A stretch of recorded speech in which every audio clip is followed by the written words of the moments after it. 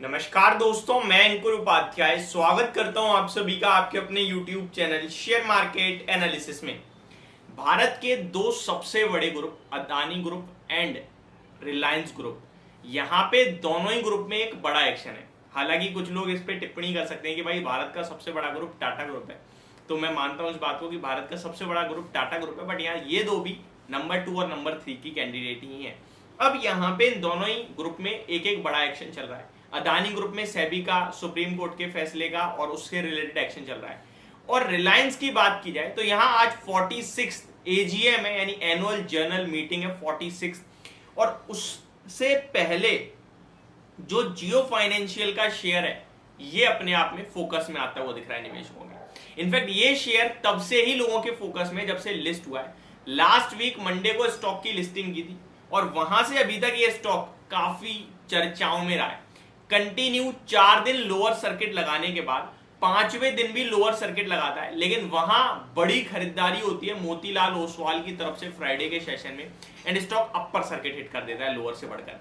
फिर स्टॉक लो upper circuit से भी ओपन होता है और फ्री फ्लोट करने लगता है, नॉर्मल ट्रेड करता है, लगभग आधे % की तेजी के साथ 214 रुपए के करीब फ्राइडे के सेशन में क्लोजिंग देता है और आज 220 रुपए पे 2.5% ऊपर ट्रेड कर रहा है। इस शेयर को लेकर मैं आप सभी के साथ हर एक दिन वीडियो शेयर करता रहा हूं जब से ये स्टॉक लिस्ट हुआ है। मेरा व्यू क्रिस्टल क्लियर है बाय होल्ड एवरेज का। सेल के लिए तो मैं दूर दूर तक नहीं देख रहा हूं। हालांकि अगर आप ट्रेडिंग पर्पस से लिया था, डीमर्जर में सिर्फ शॉर्ट टर्म में पैसा बनाने के लिए लिया था, तो आपके लिए एक सीख मिली आपको कि शॉर्ट टर्म में कोई कॉर्पोरेट एक्शन आपको पैसा बना के नहीं देता है। चाहे वो डीमर्जर हो, चाहे वो मर्जर हो, चाहे वो बोनस हो, स्टॉक स्प्लिट हो, बायबैक हो, राइट इश्यू हो, ओएफएस हो, ऑफर फॉर सेल हो, कोई भी चीज आपको शॉर्ट टर्म में पैसा बना के नहीं देती है। कोई कॉर्पोरेट एक्शन शॉर्ट टर्म में पैसा बना के नहीं देता है। लॉन्ग टर्म के लिए खेलोगे तभी पैसा बनेगा।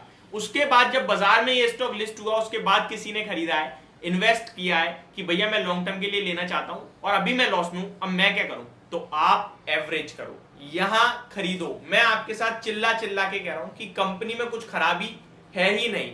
2-3 मेन इवेंट रह गए हैं, वो मैं आपके साथ शेयर करना चाहता हूं। जब ये स्टॉक डीमर्ज हुआ तो इस स्टॉक को हर एक उस इंडेक्स में शामिल किया गया जिसमें रिलायंस का स्टॉक था। रिलायंस का शेयर निफ्टी में भी है, सेंसेक्स में भी है, दुनिया भर की बहुत इंडाइसेस में है। ठीक है जी, इस स्टॉक को भी दुनिया भर की बहुत इंडाइसेस और निफ्टी सेंसेक्स में भी रखा गया। निफ्टी सेंसेक्स से इस स्टॉक को बाहर होना है, क्योंकि निफ्टी और सेंसेक्स के लिए एक क्राइटेरिया है। वो क्राइटेरिया को जब तक फुलफिल नहीं करोगे तब तक आप इंक्लूड नहीं हो सकते। क्योंकि ये स्टॉक बाजार में लिस्ट नहीं था, इसलिए उन्हें इंडेक्स में शामिल कर लिया गया। बट जब मंडे बाजार में स्टॉक शामिल हुआ, उसके बाद 10 ट्रेडिंग सेशन तक T2 ट्रेड में रहेगा, ऐसा हुआ। T2 ट्रेड मतलब trade to trade. That means अगर आप आज खरीदोगे तो आपको डिलीवरी लेनी पड़ेगी, सेम डे नहीं बेच सकते। जब T2 ट्रेड में कोई स्टॉक होता है ना, उसमें चांसेस बढ़ जाते हैं सर्किट टू सर्किट चलने के, चाहे अपर सर्किट हो या लोअर सर्किट हो, तो ये चांसेस बढ़ जाते हैं। जब तक ये स्टॉक फ्रीली 3 दिन तक कंटिन्यू ट्रेड नहीं करेगा, ये आपका निफ्टी सेंसेक्स से बाहर नहीं होगा और ये ओवरहैंग बना हुआ है अभी तक। अभी उम्मीद ऐसी है कि 1 सितंबर को स्टॉक बाहर होगा, लेकिन उसके लिए इसको 3 दिन तक विदाउट एनी सर्किट ट्रेड करना होगा। अगर आज की बात की जाए तो बहुत अच्छा ट्रेड कर रहा है अभी तक, मंडे में 2.5% ऊपर है, कोई सर्किट नहीं लगा। और अगर पूरे दिन ऐसे ही ट्रेड करता रहा ये स्टॉक 2%, 2.5% ऊपर, 3% ऊपर या 3% नीचे, 2% नीचे चला जाए, कोई दिक्कत नहीं है। सर्किट नहीं लगना चाहिए। अगर सर्किट नहीं लगा देन डेफिनेटली एक दिन निकल जाएगा, अच्छी बात है। और शायद 1 सितंबर को ये स्टॉक निफ्टी सेंसेक्स से बाहर हो जाएगा। बाहर होना क्या पॉजिटिव है? नहीं, पॉजिटिव नहीं है। इसके चक्कर में इस स्टॉक में ऑलमोस्ट 3,800 करोड़ की सेलिंग आएगी। बट ये ओवरहैंग है, आपको, मुझे, बड़े निवेशक सबको पता है ये बिकवाली होनी है और बिकवाली होने के चक्कर में शायद थोड़ा प्रेशर आ सकता है। और अगर प्रेशर आता है तो वो लेने के मौके होंगे।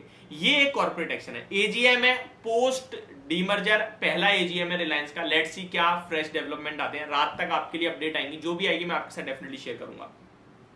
लेकिन जियो के स्टॉक को इस भाव पे क्या करें? बिल्कुल कुछ ना करें, बने रहिए, बेचने की सोचो भी मत। स्टॉक नीचे आता है तो खरीदने के मौके ही ढूंढो। स्टॉक की बात की जाए तो करंटली स्टॉक लगभग आपके लिए 1,35,000 करोड़ के मार्केट कैप के करीब ट्रेड कर रहा है। कंपनी का कारोबार बहुत छोटे लेवल पे, लेकिन रिलायंस से जो डीमर्ज हुई है 6.1% की इक्विटी, उसकी खुद की वैल्यू 1,20,000 करोड़ की निकल के आती है। तो ठीक है, स्टॉक मुझे लगता है आने वाले समय में आपके लिए बहुत अच्छा करेगा। रिलायंस का नाम है, एनबीएफसी काम काज है जिसके लिए फंडिंग की जरूरत होती है और फंडिंग की कभी प्रॉब्लम नहीं होगी, तो ये बहुत बड़ा प्लस पॉइंट रहेगा। बजाज फाइनेंस और बजाज फिनसर्व डायरेक्ट कॉम्पिटिटर रहेंगे और मुझे लगता है बढ़िया कंपटीशन मिलेगा उनको। रिलायंस का नाम जुड़ा हुआ है, अगर कोई और कंपनी होती तो शायद मैं उतना बुलिश नहीं होता, बट क्योंकि मुझे पता है मोटा भाई है, छोटे लेवल पे नहीं खेलेंगे, बड़े लेवल पे ही खेलेंगे, तो देन डेफिनेटली आप लॉन्ग टर्म पर्पज से बने रह सकते हैं। ये मेरी तरफ से आपके लिए एक अपडेटेड वीडियो, होप आपको सब कुछ क्लियरली समझ में आ गया होगा। धन्यवाद।